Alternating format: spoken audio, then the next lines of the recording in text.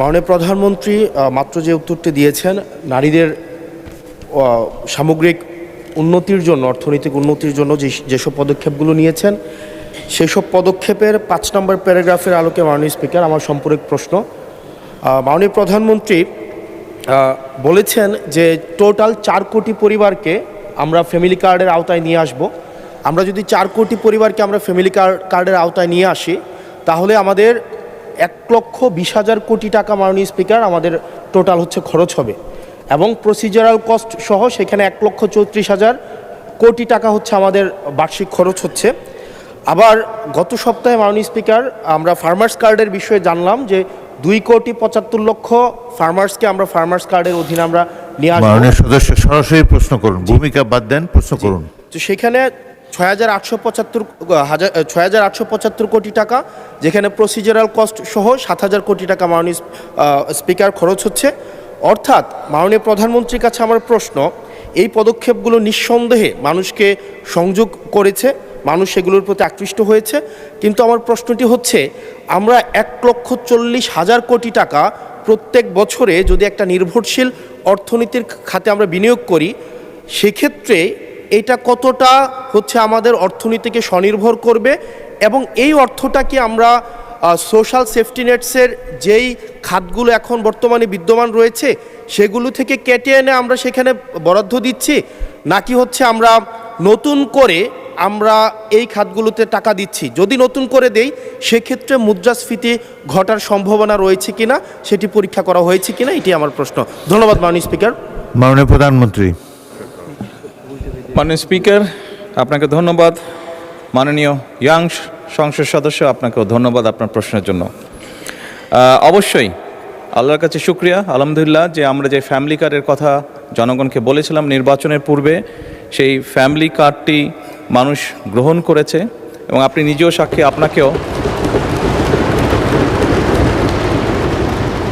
আপনি নিজেও সাক্ষী, আপনার নির্বাচনী এলাকাতেও আপনাকেও মহিলারা ঘিরে ধরেছিল ফ্যামিলি কার্ড দেওয়ার জন্য। আপনি উত্তরে বলেছেন যেই মুহূর্তে ফ্যামিলি কার্ড সরকার দেবে আপনি চেষ্টা করবেন তাদেরকে ফ্যামিলি কার্ড ডিস্ট্রিবিউট করার জন্য।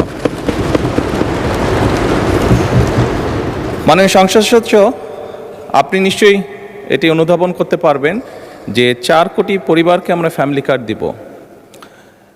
আমরা পর্যায়ক্রমিকভাবে সরকার এটা দেবে। পৃথিবীর কোনো সরকারের পক্ষেই একবারে এটি করা সম্ভব না। এই ডাটাগুলো কালেক্ট করতে হবে, কার কী অবস্থা, প্রত্যেকটা ফ্যামিলির ডাটা কালেক্ট করবে, পর্যায়ক্রমিকভাবে আমরা দিব। এবং প্রথম স্টেজে আমরা যারা ভালনারেবল ফ্যামিলি, আমরা তাদেরকে এই কার্ডগুলো দিব।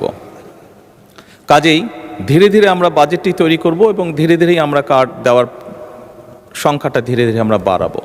এবং সেজন্যই আমরা মনে করি আমাদের যেই সব হিসাব নিকাশ করেছি আমরা, তাতে করে বাজেটের উপরে কোনো চাপ পড়ার তেমন কোনো কারণ নেই। এটি গেলে 1 নম্বর।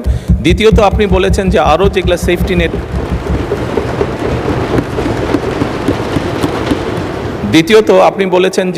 যেগুলো social security safety net program আছে সেগুলির সাথে কনফ্লিক্ট করবে কিনা।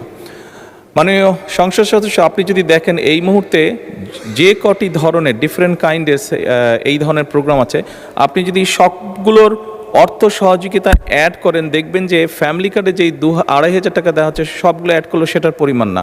অর্থাৎ ফ্যামিলি কার্ডে যেই সহযোগিতা দেওয়া হচ্ছে টাকার ভলিউমে সেটা সবচেয়ে বেশি,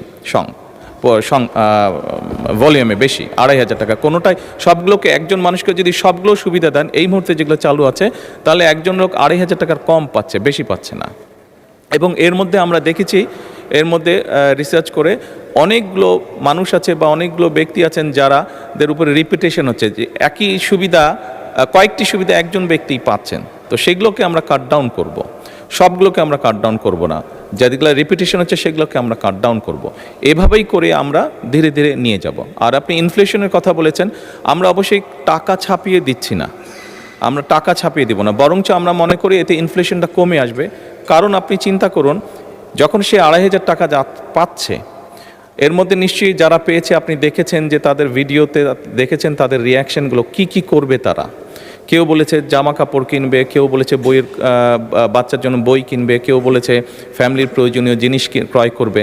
তার মানে আপনি দেখুন, যেই মানুষগুলো পাচ্ছে এরা কিন্তু কোনো ব্র্যান্ডেড জিনিস ব্যবহার করে না, আমরা সবাই একটু অ্যাফোর্ড করতে বলে যে ব্র্যান্ডেড বিদেশি জিনিস ব্যবহার করি, এই মানুষগুলো কিন্তু যেসব জিনিস ব্যবহার করে সেগুলো কিন্তু তাদের প্রয়োজনীয় জিনিস ব্যবহার করে, এবং তারা যেই জিনিসগুলো ব্যবহার করে অধিকাংশই দেশীয় কলকারখানা দেশেই উৎপাদিত হয়।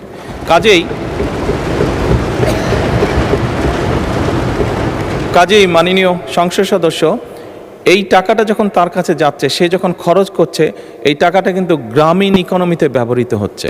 সে হয় মুরগি কিনছে, সে হয়তো থালা বাসন কিনছে, সে হয়তো গামছা কিনছে, যেই সবগুলো জিনিস, সে তার বাচ্চার যে কাপড় কিনছে, সে তার বাচ্চার জন্য যে বই কিনছে, সবগুলো জিনিস লোকালি প্রডিউস হচ্ছে। তার ফলে যেটা হবে, আমাদের লোকাল ইন্ডাস্ট্রিগুলো ধীরে ধীরে, এই যে 1,64,000 কোটি টাকার আপনি কথা বলেন, এটি সম্পূর্ণভাবে লোকাল ইন্ডাস্ট্রিগুলোতে যাবে, লোকাল ইন্ডাস্ট্রিগুলোকে এগুলো হেল্প করবে।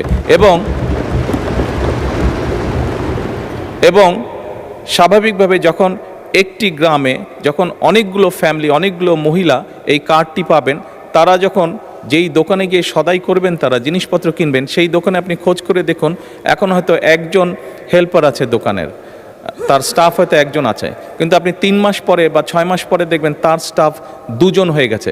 কারণ স্বাভাবিকভাবে অনেকগুলো ফ্যামিলির কাছে এই সহযোগিতাটা পৌঁছাবে এবং তারা সেখানে সদাই করতে যাবে বা জিনিসপত্র কিনতে যাবে।